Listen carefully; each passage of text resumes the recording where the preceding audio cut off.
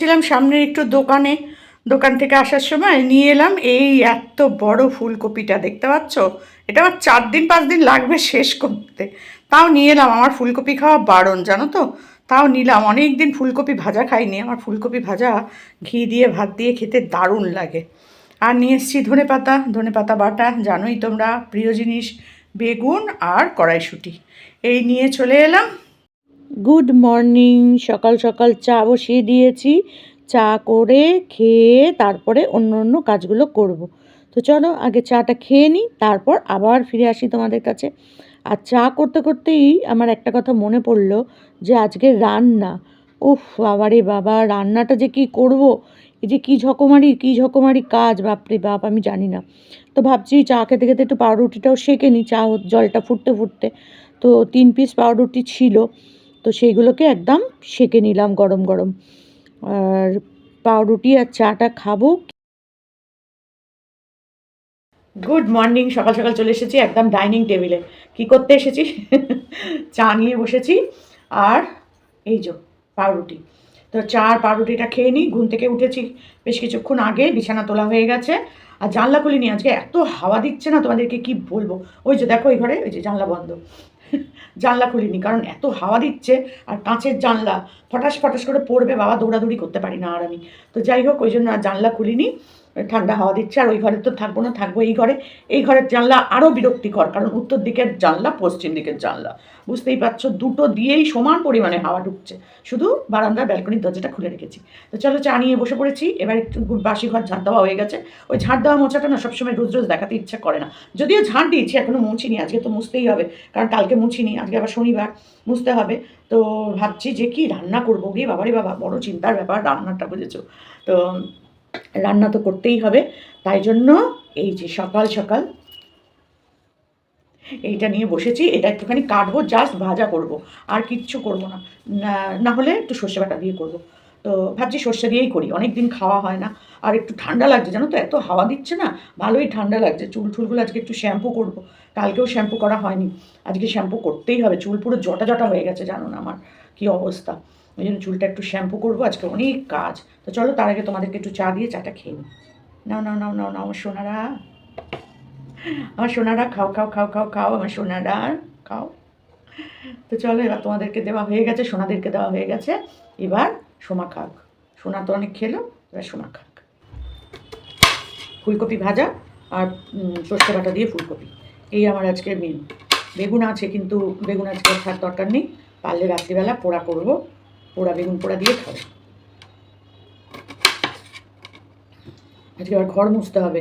ওরে বাবা রে বাবা, এই কখন কী করবো গো আমি। না আর কপি নেবো না, অনেকগুলো হয়ে গেছে। আর এই দুটো কপিকে ভাজা করে ফেলবো, আর এটা হচ্ছে সর্ষে বাটা দিয়ে করবো, ব্যাস হয়ে যাবে। আর এই দুটো কপিকে ভাজা করব, শুকনো লঙ্কা দিয়ে ভালো করে ভাজবো, ঘি দিয়ে খাবো। ঘিও খাওয়া অত ভালো না, বলো, রোজ রোজ ঘি খেলে কি আর হয়। সব জানি, জ্ঞান পাপি, একজন আমায় লিখেছে জ্ঞান পাপি।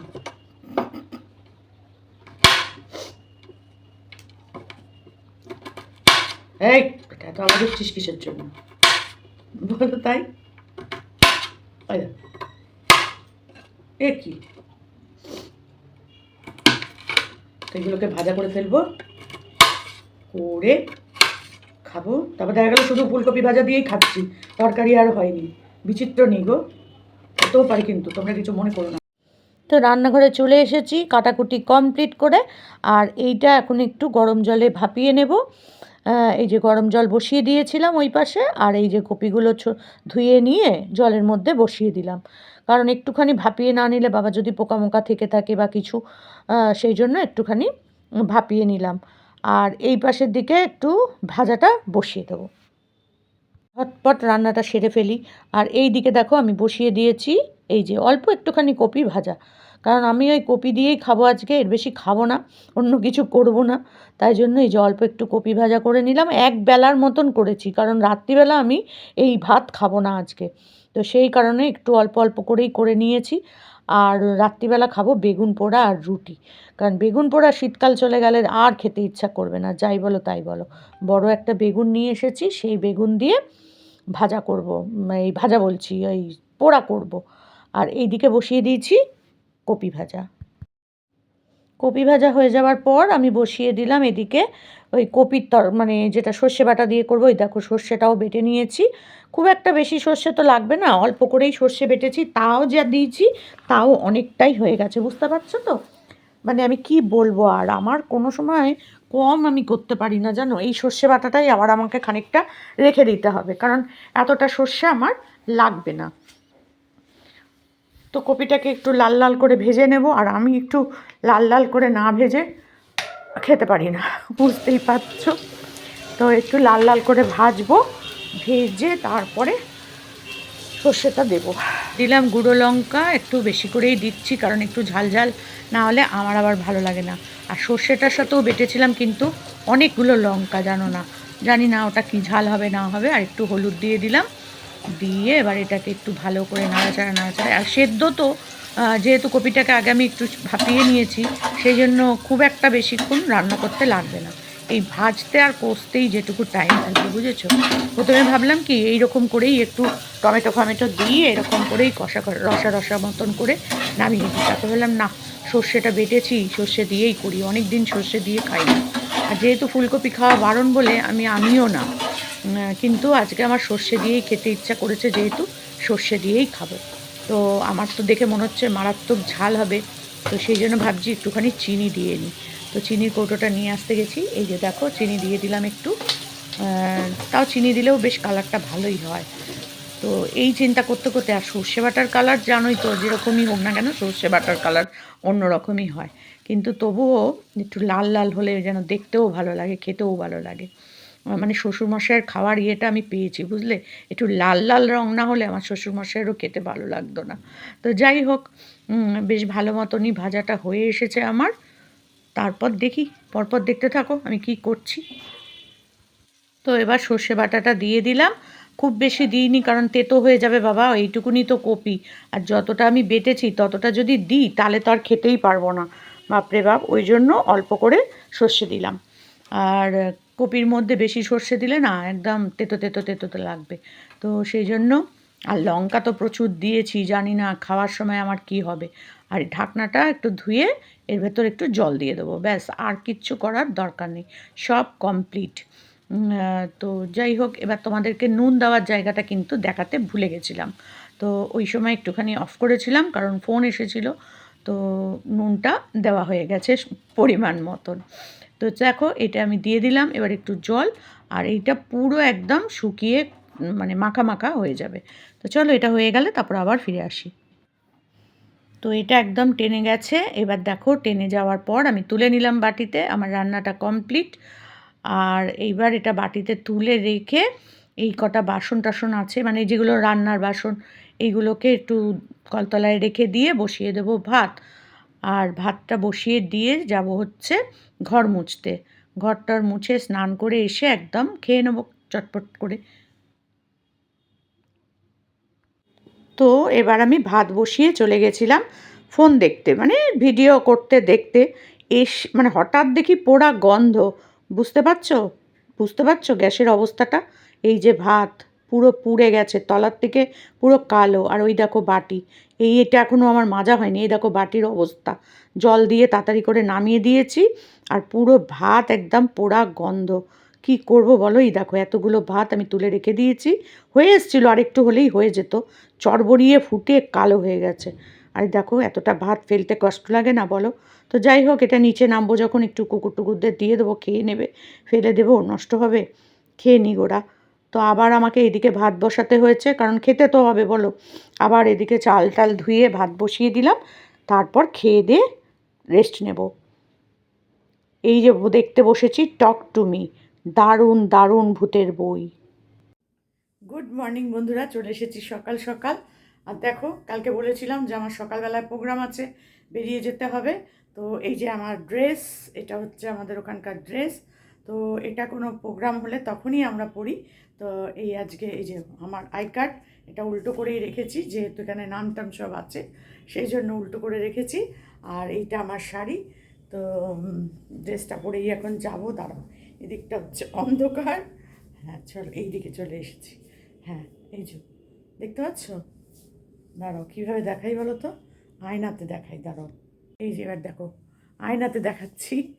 এই যে এটা আমার ড্রেস পরে নিয়েছি, আর বাইরে বেশ ঠান্ডা হাওয়া দিচ্ছে, ওই জন্য সোয়েটারটা পরেছি, কারণ আমরা যাব এখন গঙ্গার ধারের দিকে। তো গঙ্গার ধারের জন্য একটু ঠান্ডা ঠান্ডা হাওয়া দেবে, ওইটা মাঠ পুরো আজকে স্পোর্টস আছে, তো সেই কারণে এই ড্রেস।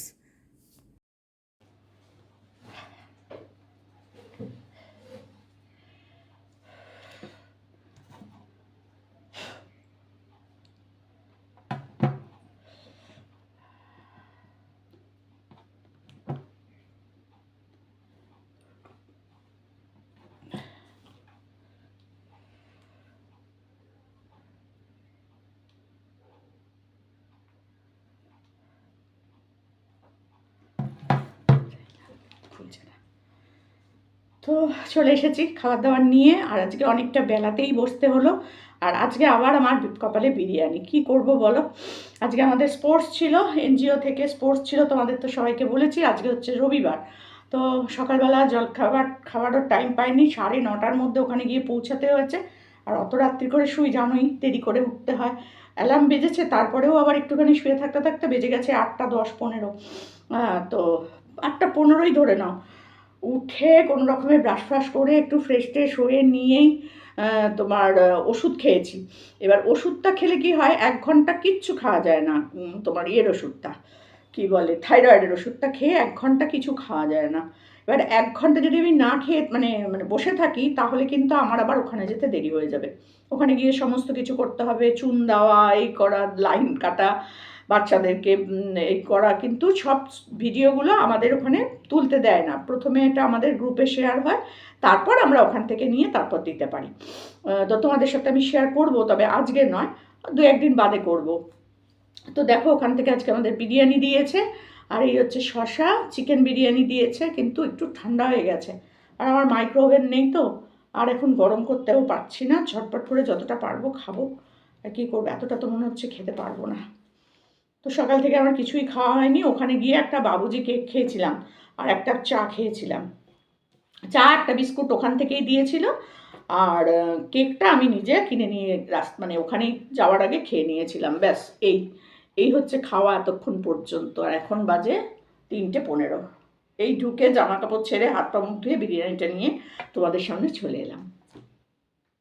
তো নাও সোনারা, খেয়ে নাও খেয়ে নাও খেয়ে নাও, এনা এনা এনা।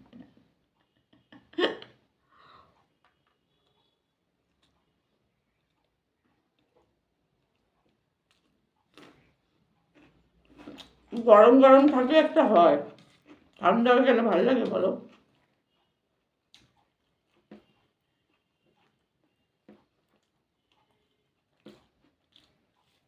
মাংসটা তো পুরোটা খাবোই না, ভালো লাগে না। চিকেন আমার একদম ভালো লাগছে না এখন আর।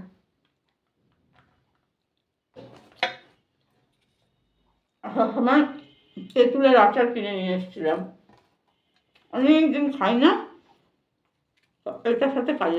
তো খেতে খেতে এখান থেকে আমাকে ভয়েস ওভার দিতে হচ্ছে। দেখো আমি বলছি যে আমি আর কন্টিনিউ করতে পারবো না, কারণ আমাদের বাড়ির পাশেই একটা বিয়ে বাড়ির ব্যাপার ট্যাপার আছে মনে হয়, জানি না, ওখানে খুব গান চালিয়ে দিল হঠাৎ করে। তো সেই কারণে আর আমার খেতেও খুব কষ্ট হচ্ছিল, পুরোটা আর কন্টিনিউ করলাম না তোমাদের সাথে। যদি তোমাদের ভালো লাগে তাহলে অবশ্যই একটু লাইক কমেন্ট করে দিও। তো এইটা নিয়ে আমি বলছিলাম আর কি, বিরিয়ানিটা নিয়েই। তো যাই হোক, পুরোটা করতে পারলাম না, তার জন্য সরি। আর যদি তোমাদের ভালো লাগে তাহলে অবশ্যই একটু লাইক কমেন্ট করে দিও। এত জোরে গান চালিয়েছে, এটা কারো বাড়িতে চালিয়েছে না কি কে জানে, আমি বুঝতে পারছি না। প্রচণ্ড জোরে গান চালিয়ে দিয়েছে জানো, খেতে খেতে আর ভালো লাগে বলো। তো যাই হোক, আর কিছু করার নেই। বিরিয়ানিটা খুব একটা ভালো ছিল না, কিন্তু ওই খানিকটা যতটা দেখছো আমি হাত নাড়াচ্ছি ততটুকুনি কোনো রকমে একটু খেয়েছি, বাকি এই সাইডে সবই পড়ে আছে। আর মাংসটাও পুরোটাই ধরে রয়েছে, একবার আমি বোধহয় একটুখানি ছিঁড়ে খেলাম, একবার দুবার, ব্যাস। আর না, খেতেই পারলাম না। আর ঠান্ডা হয়ে গেলে জানোই তো বিরিয়ানি খাওয়া যায় না, কি করব বলো। তো এনজিওর প্রোগ্রামটাও আজকে খুব ভালো হয়েছে, সব কিছু মিলিয়ে আজকের দিনটা আপাতত খুব ভালোই কেটেছে। তো এখন আমি একটা সিনেমা দেখতে বসবো, আর কি সিনেমা দেখছি সেটা তোমাদের সাথে কালকে শেয়ার করব, ঠিক আছে? সিনেমাটা তো দেখানো যাবে না, বলবো কি বই দেখছি। তবে একটা ইংরাজি বই দেখব, ভূতের বই দেখব, এটা একদম শিওর। তো চলো, খেতে খেতে আর বেশি কথা বলা গেল না তোমাদের সাথে। বাচ্চাদের খেলাধুলা হওয়ার পর আমাদের টিচার্সদের একটা প্রোগ্রাম শুরু হয়েছিল। মানে টিচার্স বলতে আমরা ওখানে যারা পড়াই প্লাস আমরা গ্রুপ মেম্বার, তাদের নিয়ে একটা মিউজিক্যাল চেয়ার খেলা হয়েছিল। তো যথারীতি আমি একটা প্রাইজ পেয়েছি। তো চলো এবার আমি তোমাদেরকে একটু প্রাইজটা দেখিয়ে দিই। খাওয়াটা কিন্তু এখানেই আমি শেষ করে দিলাম।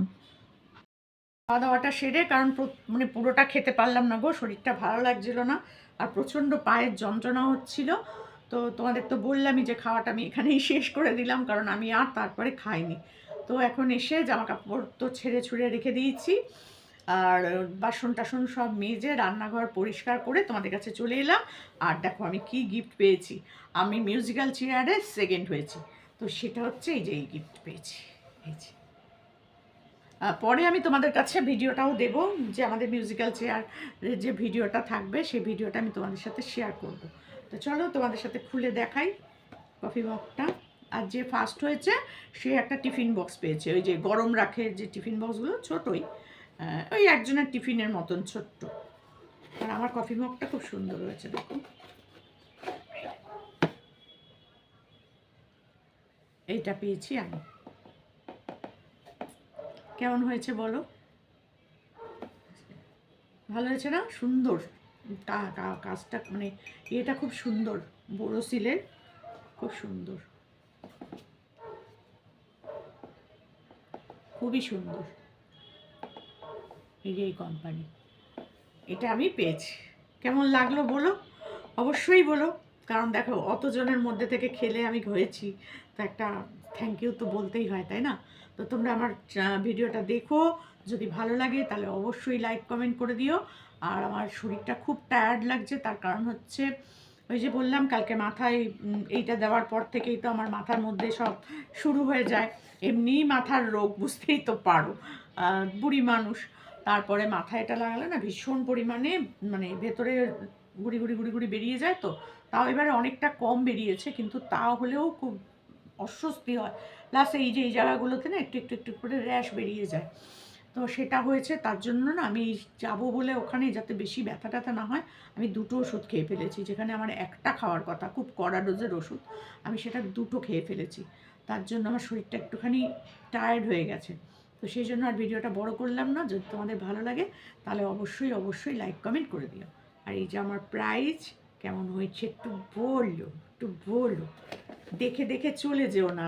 যাকেই বলি সেই বলে দিদি আমি তোমার ভিডিও দেখি, আন্টি আমি ভিডিও দেখি, দিদা আমি দেখি, কিন্তু কমেন্ট করি না। তো কী করে বুঝবো বলো? ভিউজ নেই, তার উপরে আবার কী করে বুঝবো আমার ভিডিও তোমরা সবাই দেখো? তো একটু করে কমেন্ট করো, লাইক করো, আর নতুন বন্ধুরা অবশ্যই অবশ্যই একটু সাবস্ক্রাইব করে দিও। তো চলো, এটা আমার প্রাইজ। ওখানেও খেলে প্রাইজ পেয়েছি, এখানেও পেয়েছি। তো বুড়ি বয়সে এখনও পর্যন্ত চালিয়ে যাচ্ছি। যারা আমাকে নিয়ে সমালোচনা করে, আমার পেছনে নিন্দা করে, তো তাদেরকে বলি কি 54 বছর বয়স আমার, তো এখনও পর্যন্ত যা করতে পারছি মনে হয় না অত দূর অবধি ওরা যাবে। কি বলো তোমরা? যদি তোমাদের মনে হয় আমার কথাটা ঠিক, অবশ্যই কমেন্ট করে জানিও। চলো।